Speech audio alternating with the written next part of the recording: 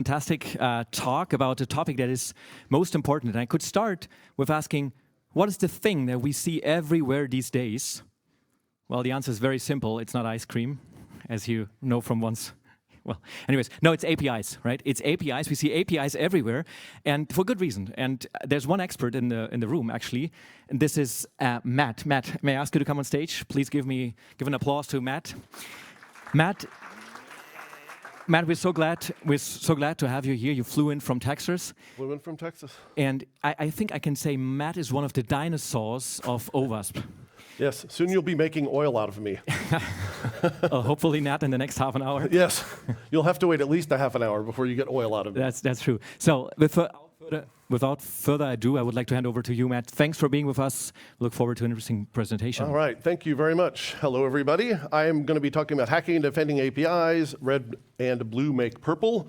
I'm going to fire hose you. I'm apologizing in advance. This is really like a 45-minute talk in 30 minutes, so I'm going to skip some slides and go fast. They're online. You can reference them later.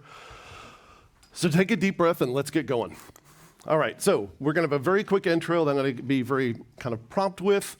I'm going to talk about why people are attacking APIs, why I think they're only going to get more important over time. Then I'm going to get into the meat of the talk, which is attacking APIs. I'm going to walk through the different sort of phases of what if you were pen testing an API, talk about what that means for an attacker, and then on the flip side, what that means for a defender. And then I'll have a couple of key takeaways, and then off to the races. So this is me. I got me that high and broke 2 boards at once when I got my second-degree black belt. I'm very proud of that moment 3 years ago now. So I'm a second-degree black belt in Migu However, I actually started life as a programmer. I like to call myself a reformed programmer because now I'm an AppSec engineer.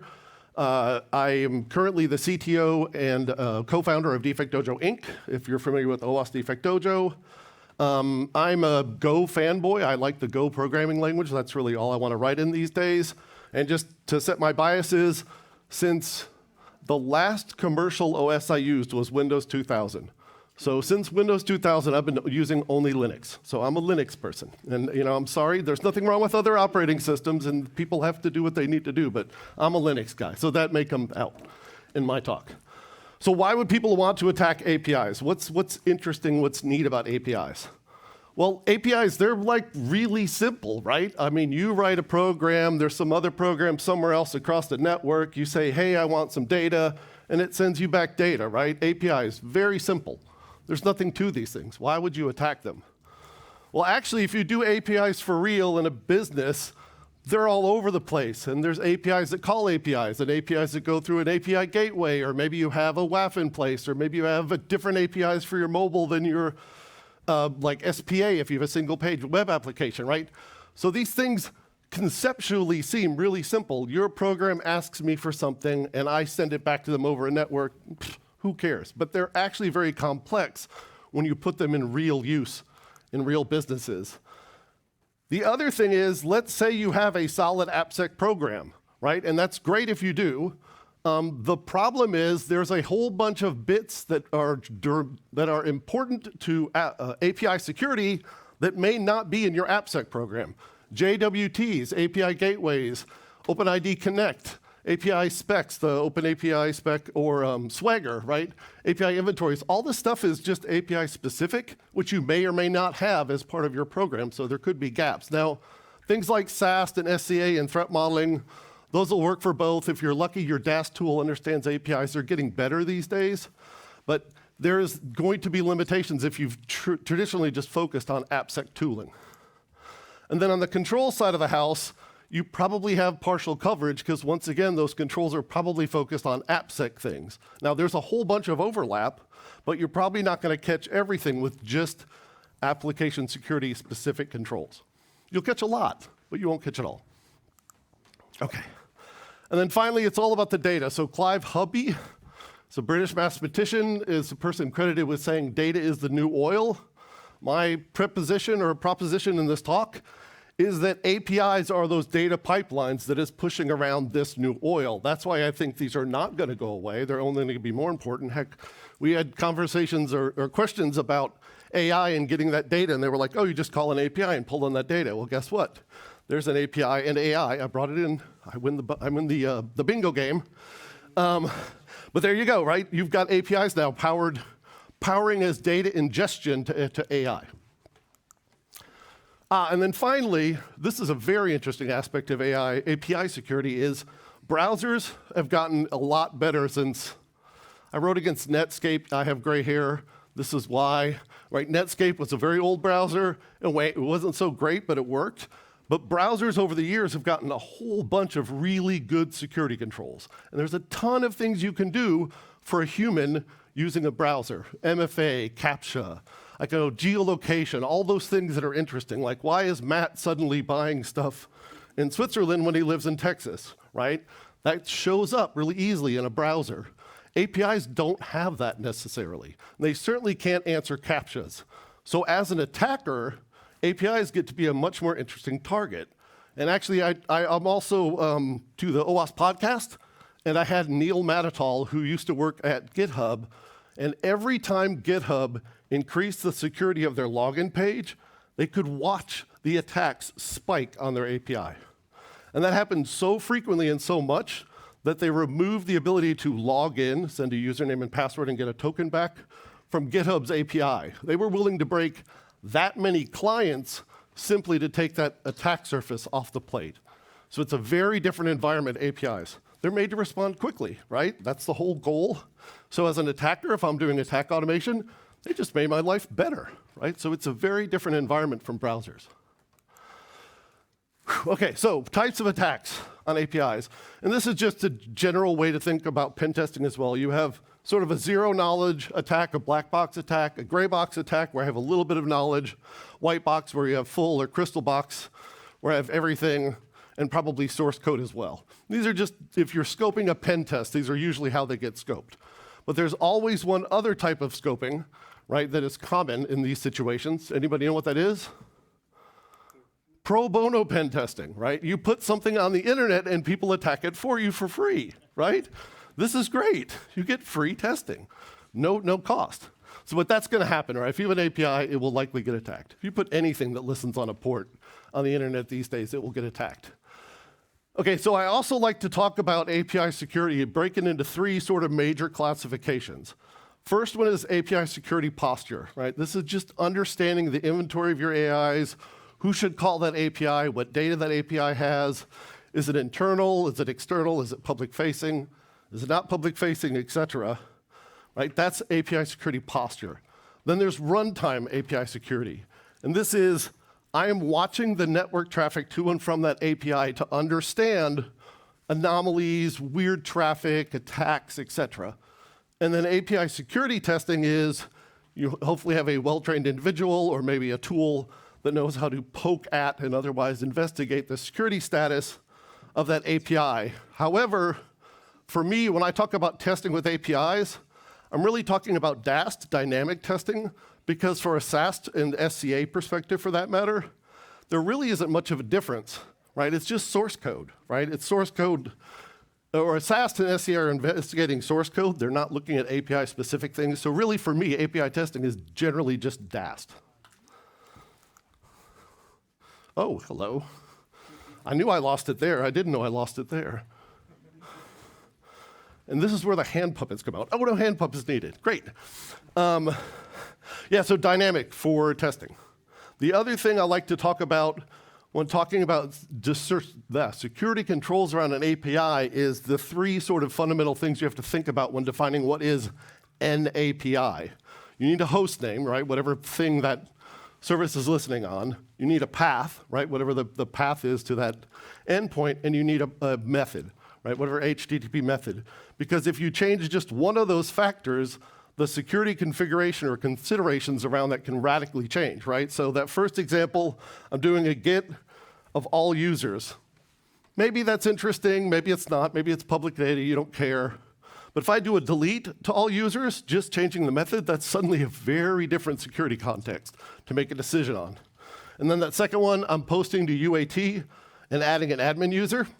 Could be interesting, but it's user acceptance testing, maybe not all that interesting, but definitely a post to production adding an admin user is really interesting. So Be careful when you're looking at tooling that it makes sure and understands those sort of 3 levels to evaluate the security context around APIs. Some of them don't, sadly. Whew, okay, we're down to the meat of it. Now I get to go fast and have fun.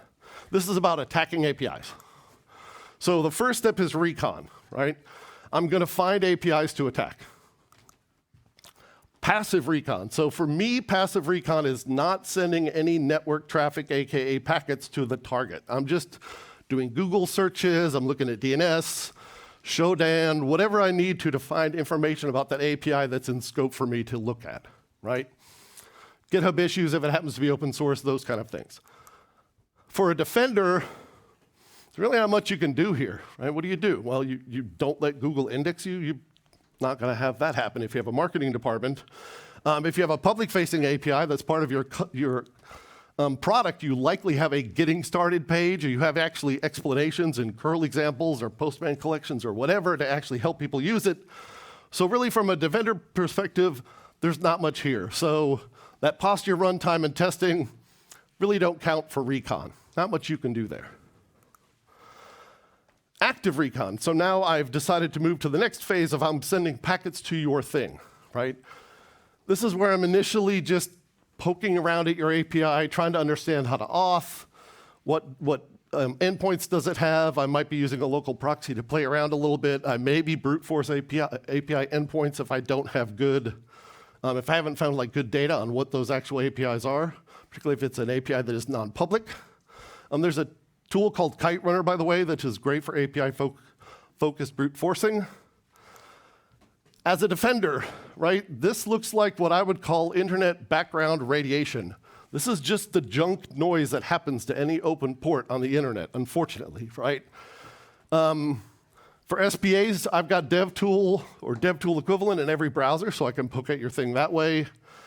Nmaps, if you're doing those kind of things, those might be detectable, but honestly, like the whole internet is being Nmapped all the time. It doesn't really stand out. If I do brute forcing, that is likely to show. But otherwise, there's not too much you can do from a defender. Posture will help you focus efforts and know what APIs are worth spending more time on, but that's kind of it. Runtime can definitely, has a chance of discovering more aggressive active recon. And testing, hopefully you're doing that proactively. It's not really in play for recon. Oops. There we go. Whew. So discovery. So I've got a target. I've done a little bit of recon. Now I want to discover more about it and understand what that's like. So this is me learning how to do legitimate requests. And this really depends when you're doing APIs, how good the documentation is or isn't. Right? You might have a getting started, you might have examples, that would be great. I've had API documentation that gives me the absolute wrong curl commands to call that don't match up with reality, so your mileage may vary. Luckily, the Swagger and OpenAPI specs are coming around, and they're actually pretty useful these days. So if you do have a more public API, this is a great thing.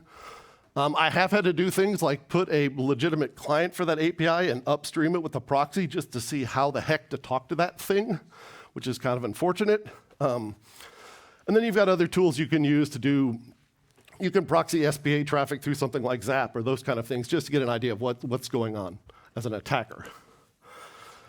As a defender, at best, it looks like somebody who's trying to figure out how to use your API, right? This is like some ham-handed user making bad curl until they figure out what good curl looks like. So there's not much you can do here. If you have undocumented APIs, you will see a lot more failed requests because as an attacker, I'm having to guess at what that API might be. So posture, once again, can help me sort of focus on the important APIs. Runtime maybe can detect discovery if I'm really noisy and loud about it, but generally not. And then testing is also hopefully already happening, but that's proactive. It doesn't really help with discovery per se. Oh, and yes, discovery can absolutely be a time sink. You can burn an incredible amount of time trying to figure out how to use an API. I have in the past. It's probably why I have gray hair. So just be warned, this can be a time sink. Okay, now we're to the fun portion of this talk.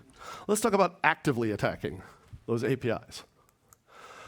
So the API top 10 that OWASP has is probably one of the best kind of categories of attacks for APIs that I know of. So I've sorted this into the top 10 for the APIs. BOLA, broken user authentication, et cetera. I'm going to run through each of these and say what it looks like from an attacker and a defender perspective. How am I doing on time? Ooh, I'm doing pretty good. Okay, good.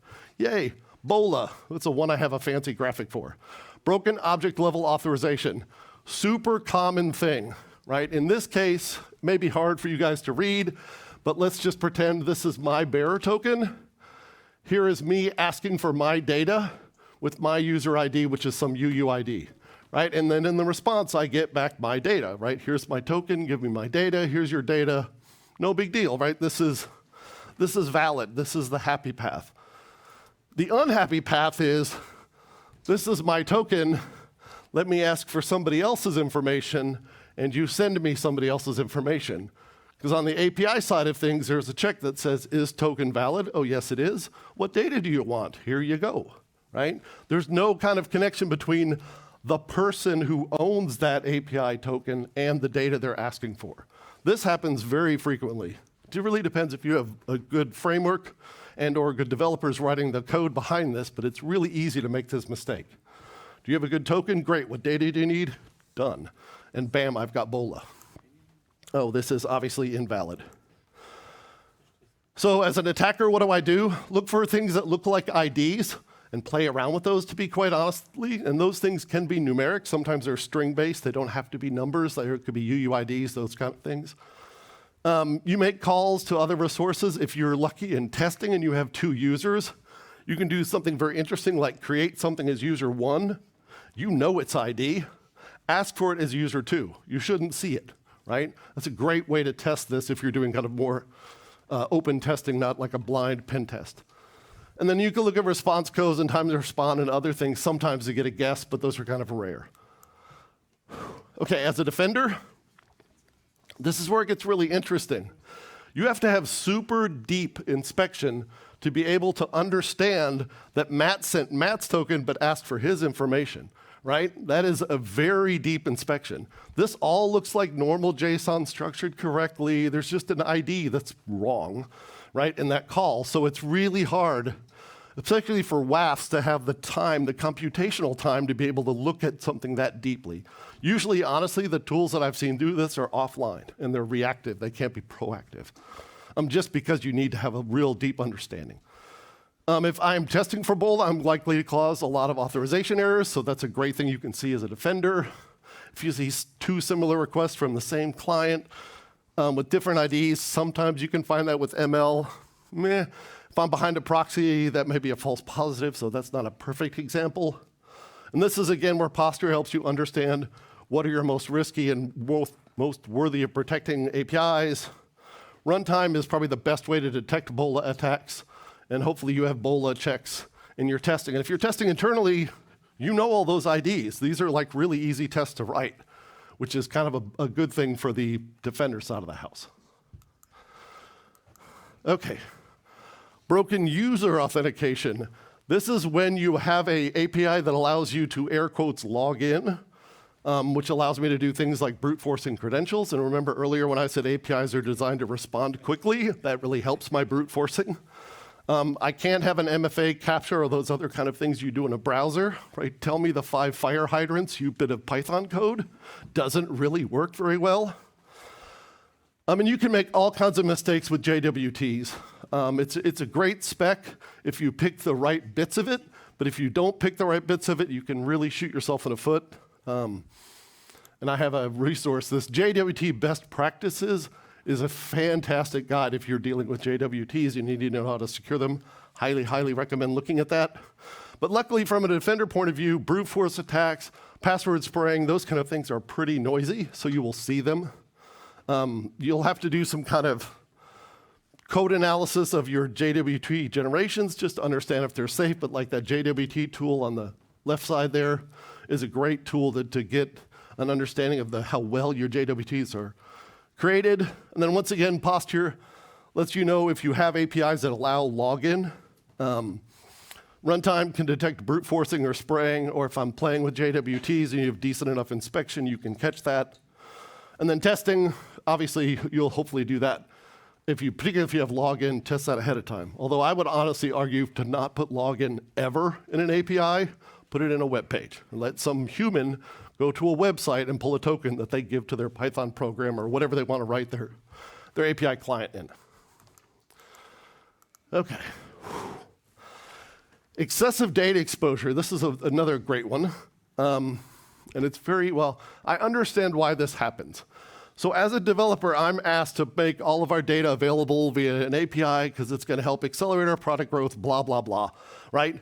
And so I have an ORM that pulls data out of a database, puts it into objects for me, and then I have my programming language has a toJSON call that takes that object, turns it into a wad of JSON, and I can ship that over the wire. Right? Really quick and easy. And a lot of these programming frameworks are fantastic about doing that. Like 3-5 lines of code. Super simple. Except for if that original ORM asked for way more than I should, it will get JSONified and shipped over the wire. And that's what excessive data exposure is. I've asked a query of the database that is overly broad. I've bundled it up into JSON and shipped it over the wire. Now, most legitimate clients will just start ignoring things, right? But that doesn't help when you are not a legitimate client. If I've got a proxy and I'm watching the traffic, I can see. How close am I in time? 3 minutes. Woo, okay, we're gonna go fast. As a defender, this is really interesting because it looks like legit traffic because it is. You just gotta have to inspect it to know you don't have stuff in there. Honestly, you do better with SAST to avoid the toJSON thing. I'm gonna go warp speed. Woo! Lack of resource and rate limiting. As an attacker, I can play all day long and be noisy as heck and you never block me. I've also seen things where people had rate limits that they never tested and were so high that I could never reach them. Right? Your API would fall over before it hit your rate limit. That's a bad rate limit, so don't do that. And then you can play games with headers. If I'm playing with rate limiting, this is very noisy. You'll probably see it with runtime, and it's easy to test. Fuzzing and stuff can test this. As an attacker, come on, there we go. Broken function level authorization. So this is where I have multiple roles or logins, and as a normal user, I can call a resource that I shouldn't know about, but is still available as, say, an admin function, right? This is where you have undocumented things like, I don't see a delete in the documentation, but I can send a delete, and ooh, look at this, normal user can delete. Whoops, right? Because a lot of these frameworks are automagical, and they'll set up all these methods for you for free. And if you don't know that, you can get these things undocumented just there. Oh, as a defender, anything that has 2 or more roles, watch out. Ideally, you have an API that doesn't. That makes your life a lot easier. But if you do, this is where you really have to do a whole bunch of testing. I'm close. Mass assignment is the inverse of excessive data exposure. You'll let me send whatever and save it to the database. It's just the inverse. You're going to take my JSON, turn it into an ORM call, ship it to the database. In that case, I can add arbitrary values to your database that I shouldn't be able to send, but I can. This is a fun one too. And luckily from an attacker perspective, these silently fail unless they work, and then they work. So it's kind of great from an attacker. From a defender, these are larger than normal requests. So if you're doing decent inspection, this should stand out. And you'll see a lot of failures too in a lot of cases, depending on what kind of error catching you have on the API. Security misconfiguration, this is the basics, the stuff you catch with Nessus or those kind of tools. I'm going to quickly click through this because my time is waning. Injection attacks, just like on any kind of web apps, I'm sending data, you're treating it as code. If you do good recon, you might know what would work. Any kind of data place, you can play with this to find it. Well, if I have time, I'll tell you a great story about second order injection that happened to me at Rackspace. It was kind of amazing. Improper asset management, basically you don't know what you have. As an attacker, it's kind of hard to tell, but you probably have a productive pen test because they have no clue what they have out there. Defender, also you don't have a list of all your APIs. Things break and you don't know why. This is an idea of improper asset management. Whew. Come on.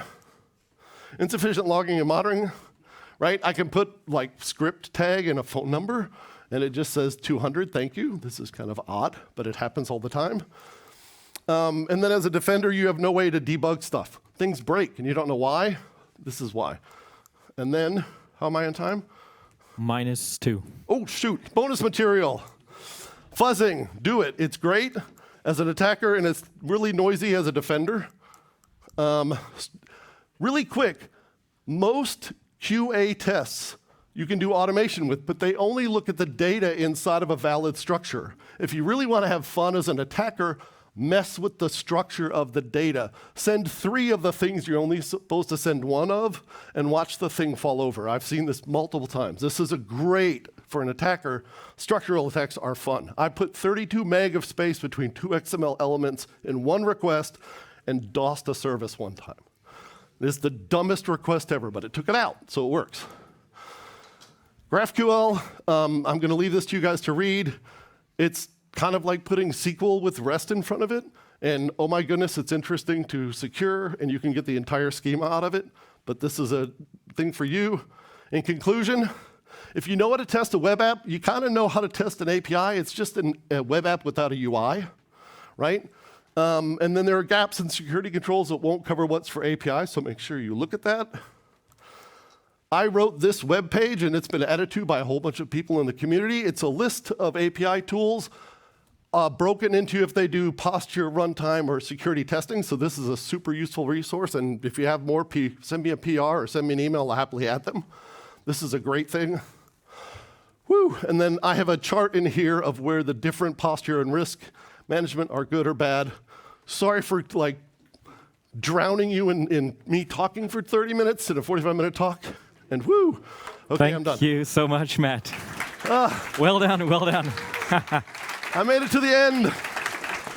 Holy so there was so much interesting material, and I think we make the slides available so you can have a look and you can look at the webpage. Nevertheless, I want you to have questions because we have time for one question. Okay. Yes. That's who something wins the I was question? planning in for. So who has a first question?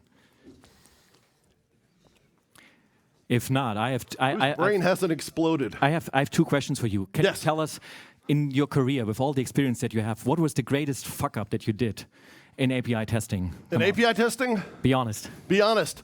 So I was in an insurance agency in the US, and I found out that I could, for pagination, you could control the pagination number, and there were 6,000 Smiths in this particular database.